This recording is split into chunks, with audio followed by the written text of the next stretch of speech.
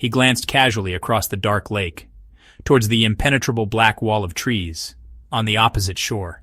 Something there caught his eye. A light. A faint, strange blue light. It seemed to be hovering silently, just above the tops of the tallest pine trees. Unmoving, unblinking. "Noah, look over there," Liam whispered. He pointed a hesitant finger across the water. Noah turned and squinted into the darkness. "What is it?" he asked. His voice was an answering hush. The mysterious light was small at first, barely noticeable. Then, as they watched, it slowly grew brighter. It became a soft, pulsating blue glow. Definitely not a star, and not an airplane. It just hung there in the black sky, utterly silent, as if it were watching them. A sudden, unexpected shiver traced its way down Liam's spine. It was not from the evening cold. The air around them felt suddenly heavy, oppressive. The cheerful chirping of the crickets abruptly stopped. The distant owl fell silent. All at once. Only the crackle of their small campfire disturbed the stillness. The blue light pulsed, rhythmically, steadily, like a slow, alien heartbeat. It felt deeply wrong, unsettlingly, terribly wrong. The peace of the night was broken. Maybe it's just a drone or something, Noah suggested after a long silence, but his voice lacked any real conviction. It sounded weak. The light seemed too big for a drone and far too quiet. And the strange way it moved, or rather, the way it didn't move at all, it just stayed there, floating, observing them. An eerie, unnatural stillness settled over the entire lake. The comforting peace they had found earlier was completely gone, shattered into 1,000 tiny pieces. They watched the strange, pulsing light for a very long time. It did not move from its position. It did not change its shape, except for that soft, rhythmic pulse. Blue. Then a darker, deeper blue. Then bright, vivid blue again. The warmth from their campfire seemed to lessen. The shadows at the edge of the firelight deepened. They stretched out like long, grasping fingers, reaching for them from the surrounding darkness. The forest felt menacing. Then they heard a distinct sound. A dry twig snapped sharply in the dark woods directly behind their tent. Close, far too close for comfort. Liam jumped involuntarily. His heart lurched. Noah stared intently into the blackness between the trees. "It's just an animal," Noah said. He tried to make his voice sound brave, casual, but his eyes were wide with apprehension. A cold prickle of fear touched their skin, lingered there. Another sound followed, a soft, unsettling rustling, like something heavy being dragged slowly across the forest floor, across the carpet of dead leaves. It was coming from the woods, not from the direction of the lake, where the blue light still hovered. Were there two different things out there, or was the light some kind of distraction? Their hearts began to pound in their chests, loudly, thumping against their ribs in the sudden heavy silence. The mysterious blue light across the lake, it suddenly began to pulse faster. Its glow intensified, brighter now, as if it were responding directly to the strange sounds in the woods behind them. Or perhaps the sounds were responding to the light. Liam felt trapped, utterly exposed. Caught between something weird and glowing in front, and something unseen and stealthy behind.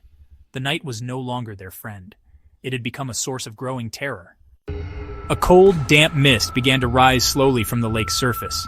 It swirled like ghostly tendrils around their ankles, creeping silently towards their dwindling fire. The strange blue light across the water seemed to glow through it, diffused and indistinct, eerie, making the mist itself appear to shimmer with a faint blue tinge. The air around them grew noticeably colder. Much, much colder. A chill that sank deep into their bones. Liam strained his eyes, trying to see, peering hard into the inky darkness beyond the small circle of their firelight. He thought he saw movement near the shadowy edge of the trees. Not an animal, something taller, much thinner, pale, indistinct shapes. They seemed to be drifting silently between the dark, massive tree trunks like wisps of smoke, but somehow terrifyingly solid. They were there. He was sure of it. "Noah, do you see that?" Liam whispered urgently, his throat suddenly very dry. Noah didn't answer him. He didn't move. Liam turned his head quickly. Noah was standing stiffly, staring frozen toward the dark woods. His face was a mask of pale stone, his eyes wide open, staring with an expression of pure, unadulterated terror. He slowly raised a trembling finger, pointing towards the pale, silent figures. They were closer now, much closer. The figures moved without making a single sound. They were tall, impossibly, unnaturally thin, with long, spindly arms that hung limply at their sides, and their faces, blank, utterly featureless, just smooth, pale ovals in the gloom. One of them began to glide forward, directly towards Noah. It moved with a swift, unnatural speed. Noah opened his mouth, a silent, horrified scream. Before Liam could react, before he could even shout a warning, the figure reached Noah. Liam lunged forward with a desperate cry. "Noah!" he yelled. His voice cracked with fear and disbelief, but the pale figure was far too quick. It seemed to flow around Noah. For one horrifying, surreal moment, they merged, the pale, thin figure and his best friend. Then just as suddenly, Noah was gone. Simply gone. He vanished completely, as if he had never been there at all. The tall, pale figure remained, standing where Noah had been. Liam stumbled backward, his breath catching in his throat. His heart hammered against his ribs like a trapped bird. His mind screamed, this wasn't real. It couldn't possibly be happening. The other pale figures watched him, motionless, silent, their blank faces turned towards him. The one that had taken Noah slowly turned its featureless head towards Liam. He felt a wave of cold dread wash over him. Icy, paralyzing. He was rooted to the spot. He did the only thing his terrified mind could think of. He ran. He blindly grabbed a thick, burning branch from the fire, waving it wildly in front of him, shouting incoherently, crying out Noah's name. The pale figures did not pursue him. They just stood there and watched as he thrashed desperately through the dense undergrowth, stumbling, falling, calling Noah's name over and over again. "Noah, Noah, where are you?" His voice echoed eerily. Only the empty forest answered his calls. The strange blue light across the lake winked out, suddenly, plunging that entire side of the lake into complete darkness. The cold mist swirled thicker around him, making it hard to see, hard to breathe.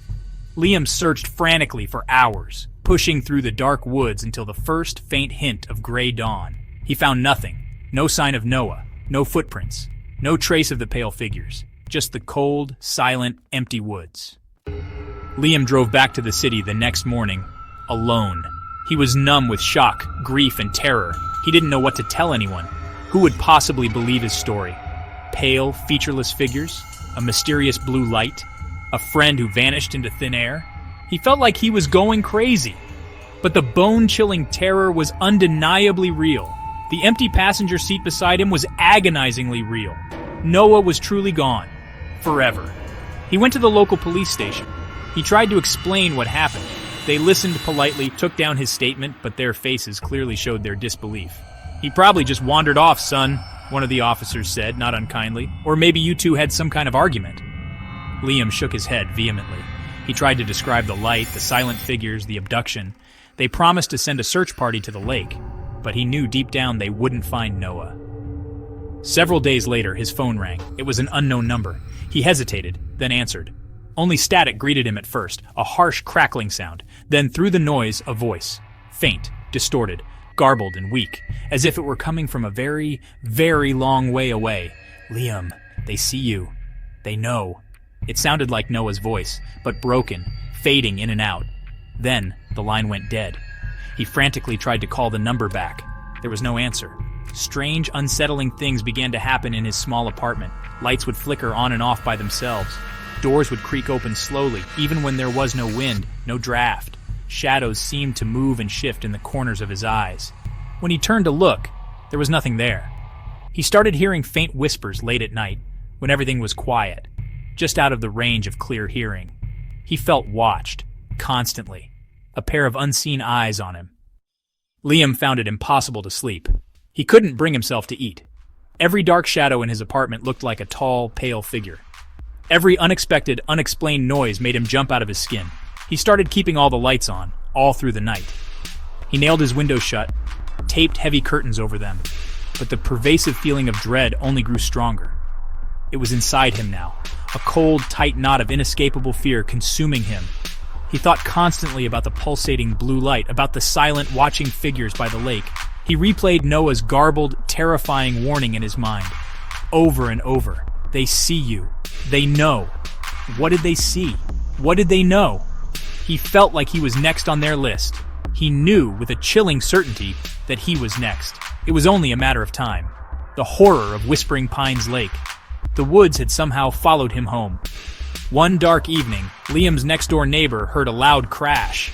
It came from inside Liam's apartment. Then an abrupt, dead silence. She called out his name, loudly. "Liam, are you okay in there?" There was no answer, only more silence. Worried, she called the police. They arrived quickly. They knocked, then forced the apartment door open.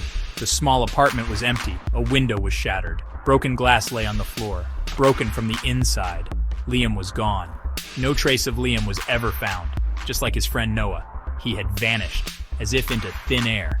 The police investigated. They had no answers, only more baffling questions. Whispering Pines Lake kept its dark secrets, hidden deep within its still, cold waters, and within its ancient, silent woods, waiting patiently. Some of the locals say on certain moonless nights, if you dare to look, a strange blue light can still be seen out there, hovering over the trees, watching, waiting.